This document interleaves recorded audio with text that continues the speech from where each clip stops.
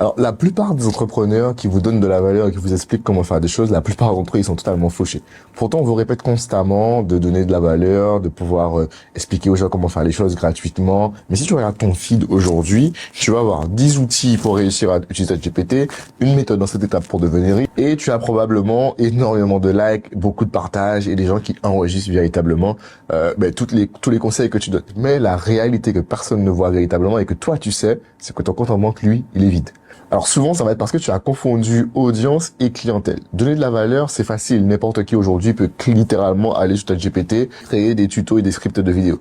Ce qui va naturellement attirer des collectionneurs qui seront là simplement pour enregistrer et screenshot en fait tes conseils. Évidemment, ces personnes-là ne paieront quasiment jamais.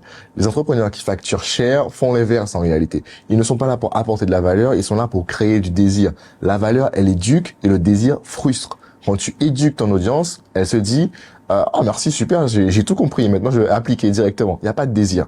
Par contre, si tu crées le désir, là, il va se dire purée, en fait, je comprends pourquoi en fait il faut que je travaille avec ce gars, parce qu'en fait, il a compris un truc que j'ai pas compris.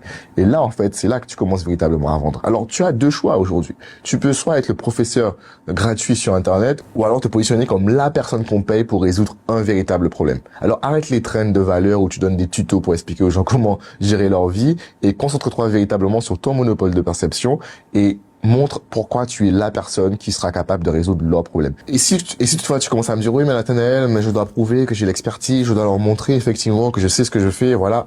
Non, c'est pas ce que tu dois faire. Tu dois leur prouver que tu comprends précisément leur douleur mieux qu'eux-mêmes. Et c'est là que véritablement le changement va s'opérer. Donc comprends une chose, aujourd'hui tu dois arrêter d'être le Wikipédia de ton expertise, commencer à créer du désir chez tes futurs clients. Je sais que c'est un domaine assez complexe à comprendre. C'est exactement pour ça que j'ai créé un PDF complet où j'explique ma méthode Spectre. Si ça t'intéresse, tu m'envoies PDF en commentaire. Ça t'aidera à comprendre comment créer ton monopole de perception et arrêter d'être le Wikipédia de ta niche.